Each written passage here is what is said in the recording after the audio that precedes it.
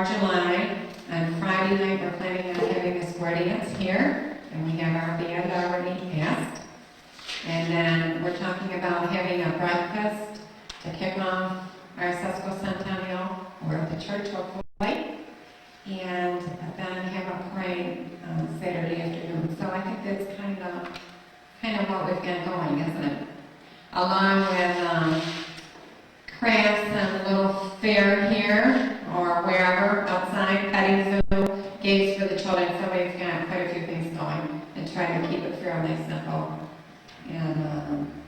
and more meaningful. So I guess that's about it. I'd like to introduce David again. I think most of us know him, and I think we're just blessed to have him with us. Thanks. I'm going to drag it out like just getting over just getting over 2 weeks from the morning over here. Come back and forth, 90 degrees, get back here 37, rain. First, I want to thank you people for coming, because you've made it worth my while. It's better than being paid. It really is. People are interested in history, and I get calls every week about people that are interested in get done to try to make up a little sketch or a book or an article. I will do that. I'd also like to thank the committee for doing some of the road work, the labor work that makes this thing happen. Every time you take it and so forth. Like I said, I get calls from Rochester. I don't know how they heard about it. It's interesting. I think just after to get started, I just want to read a couple of items here that after eating the potluck dinner, maybe this will kind of give you some ideas. Old-time remedies. Can you think of any right off the top of your head? I've got some on this. So if I read these, you're going to say, oh yeah, I remember now. Soak charcoal and water, strain and drink for morning sickness. I'm sure you're going to think about it.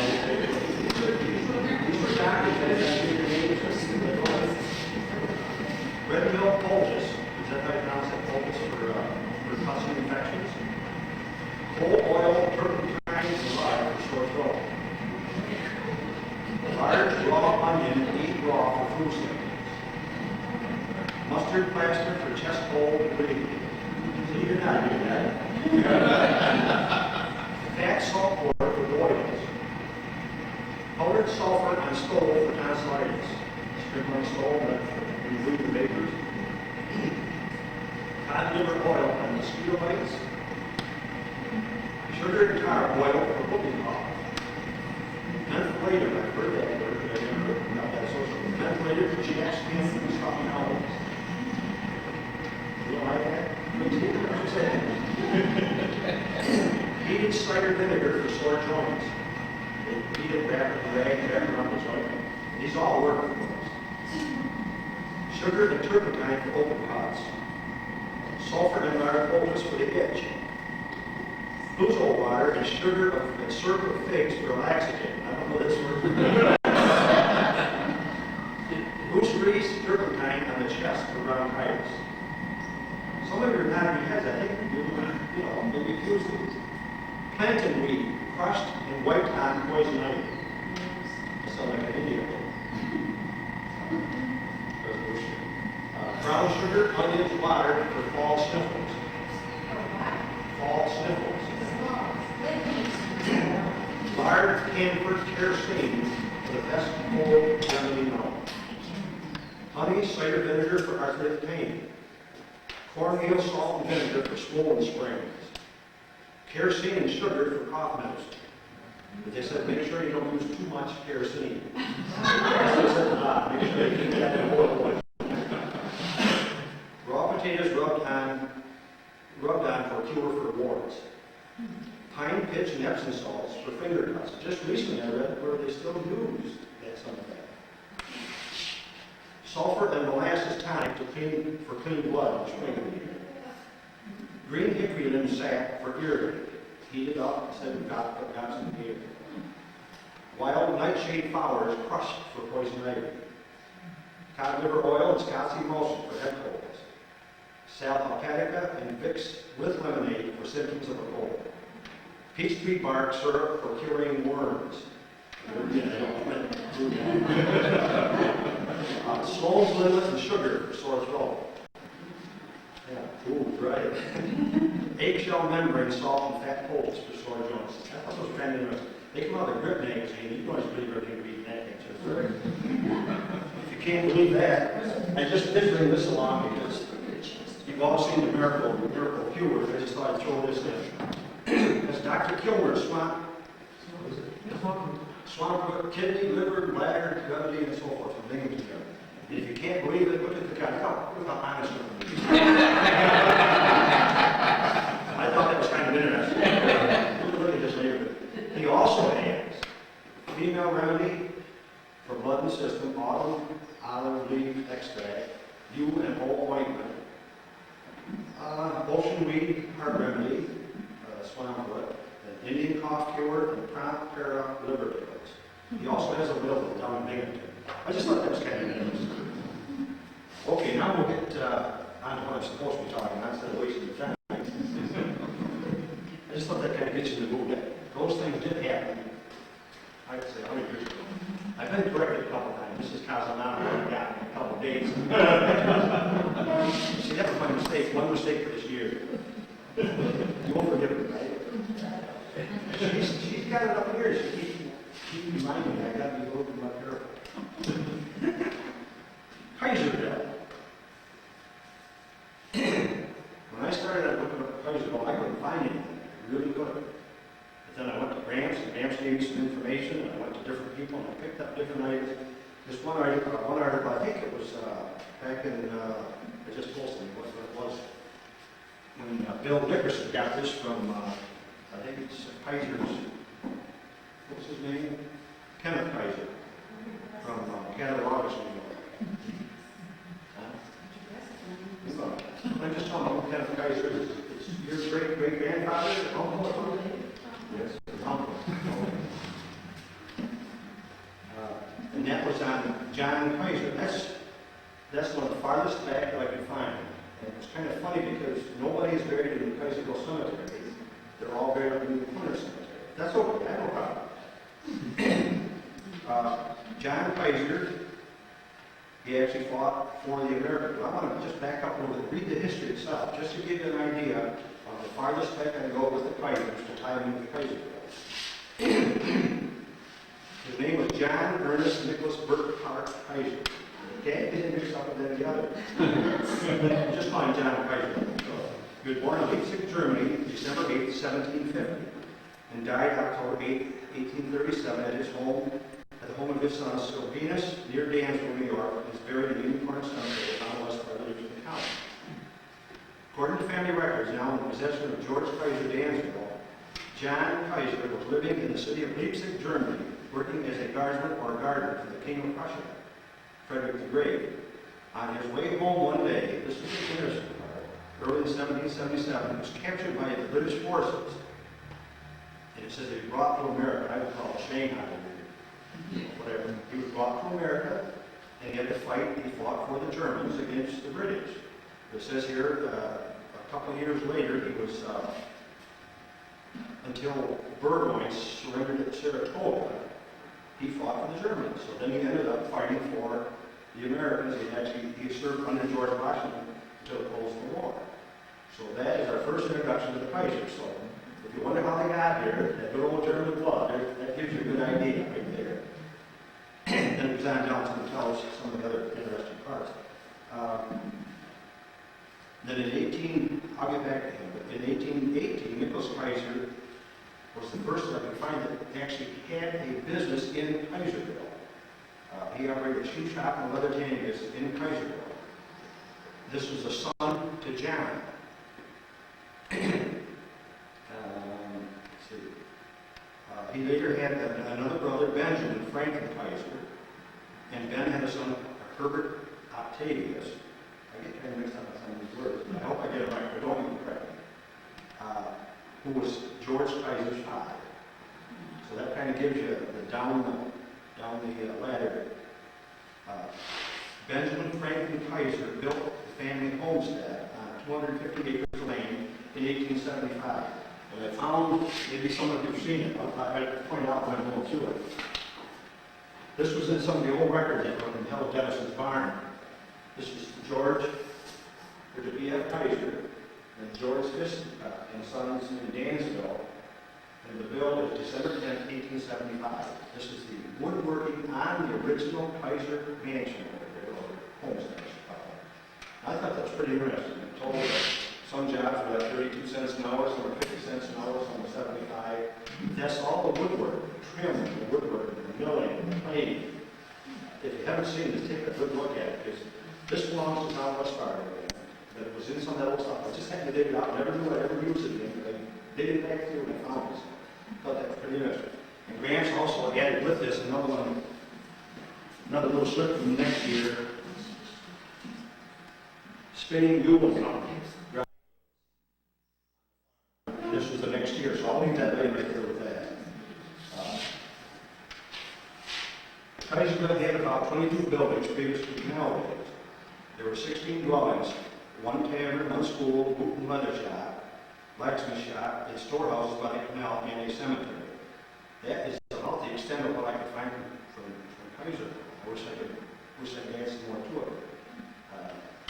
I don't want to take a long time here, but I think you understand that the Kaisers were from there, and yet they were halfway between there and Union Corners, so they'll actually fall into the Union Corners report also. So you follow what I'm saying? The Kaiserville School, by the way, continued longer than any other school in West Sparta up until, was it 54? I think you said 1954, something in that area. No, it's later than that. 57? 56, 57? You said she was 12 years old. Yeah. She was born next. Probably, yeah, 54, that's The right. old computer. When later was given up and used as a community church, as shown used today, which is kind of new. The early people were the Joneses, the Thompsons, the Websters, Moores, Herricks, and Truman. I do have a drawing here, if any of you would like to look at it. This shows you where the houses were, where the canal used to cut through. It's pretty interesting. It's interesting to me because it was another little hamlet in the township that was actually started because people must have got along together because there was no reason to be there. There was no water power, there was no reason, there was no railroad went through there. None of these things happened. Well, you follow what I'm saying? You go back years ago, and these little hamlets that sprung up just because people get together, families and so forth. I'm not gonna forget about Kaiserville. There are things here that I'd like to go over. I think I'll jump over onto Union Corners. Union Corners is located in West Sparta on the Town Line Road. There was a post office there, so that's why I would guess again, no water power. I never read whether it was somebody did suggest it could have been, because you know, you can always dam up the stream and use water. Union Corners had about 30 houses, which was unusual. It also had two churches, the Baptist and Presbyterian church, or the Union church. I'm not sure. They called it, one time they called it Presbyterian, one time they called it Union. But the Baptist church, by documentation, I can prove that that was there because the Baptist church gave the right of way back into the cemetery that was bounded on that line. So I do know that. They had two boot shops, a blacksmith shop, a schoolhouse, post office, a cemetery, and a store.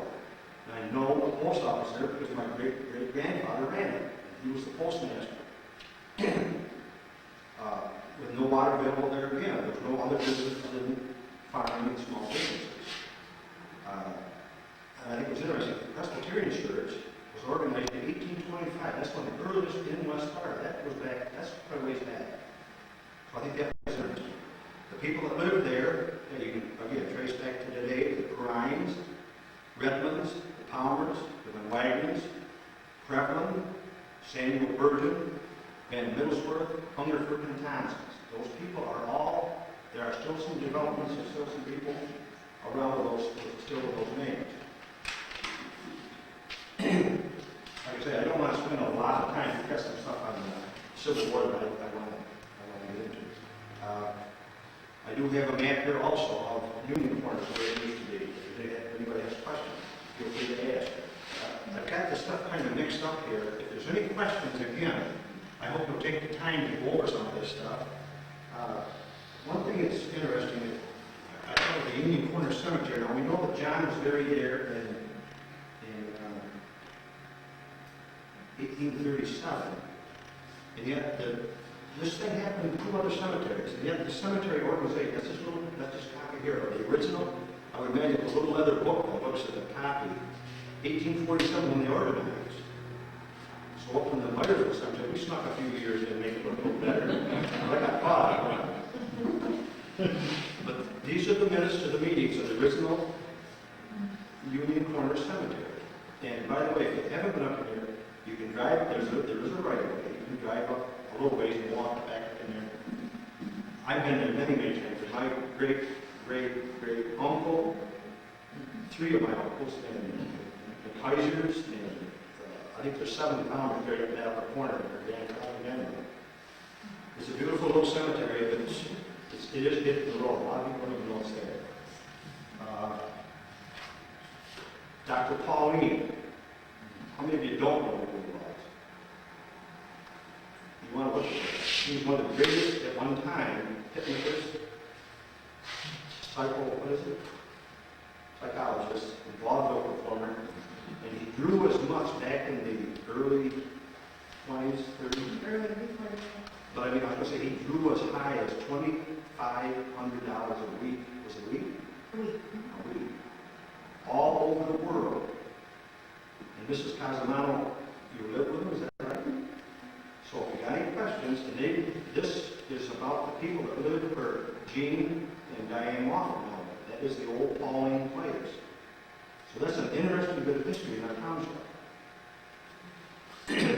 The old school in Union Corners. I had 2 aunts that taught there, my dad's aunts that taught there years ago. And that's, of course, that's gone now. And then, like I say, Minor Palmer, I'm trying to tie this up in Civil War. Minor Palmer, this is the family back of him, but they also had 2 boys.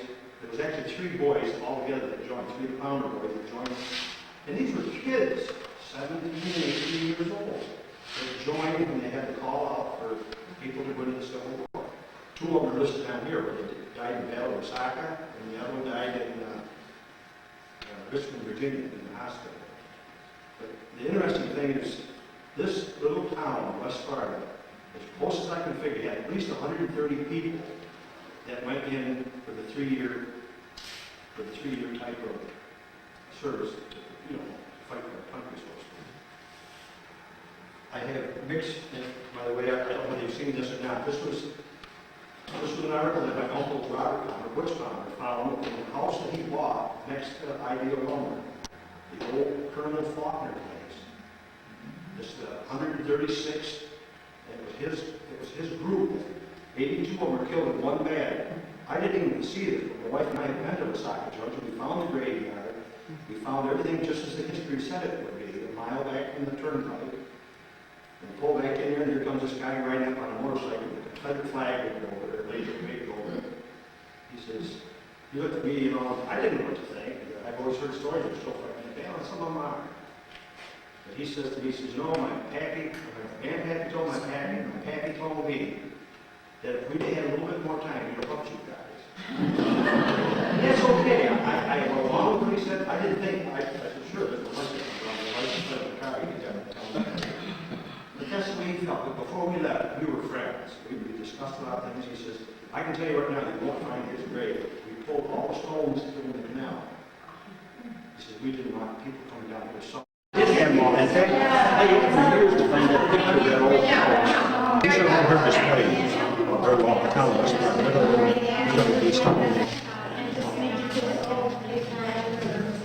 That's Matthew Street. This is old Mr. Horace Perkins. He used to live in the baby and White's house. He lived there for years. This Matthew.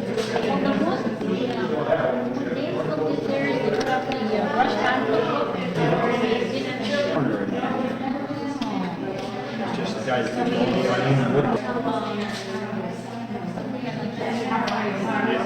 I'm on that map of, Dave, have you still got that map of Union Corners? Let me take a quick shot of that. Which map? The hand-drawn map that you had. Oh, the one that you have with the houses in it, you mean? Oh. Yeah. Now, what's your name so I can tell your dad I saw you? Sandy. Sandy, okay. I can make a copy and give you a copy of these. Oh, that would be great. Oh, yeah. I've got them of all, well, like Woods. Well, here, let me give you my, Was there even when you, Okay. I got my, how long have you I been got a in school? 3x5 I card appreciate, right I here. appreciate you coming and Okay, I started working, Take a couple of quick shots, but you get a copy of it. I saw the picture. See, we collect the old maps. We got the 1872 and the 1902 Let me take from the atlases. Dan played the saxophone. He always had kind of a Brillo hair, remember? There's Dan. I don't know if you remember him. He graduated in 83. But Dan's, where's Dan? Okay. I know. Hold on. It looks like you need a new one. Up there's Dan.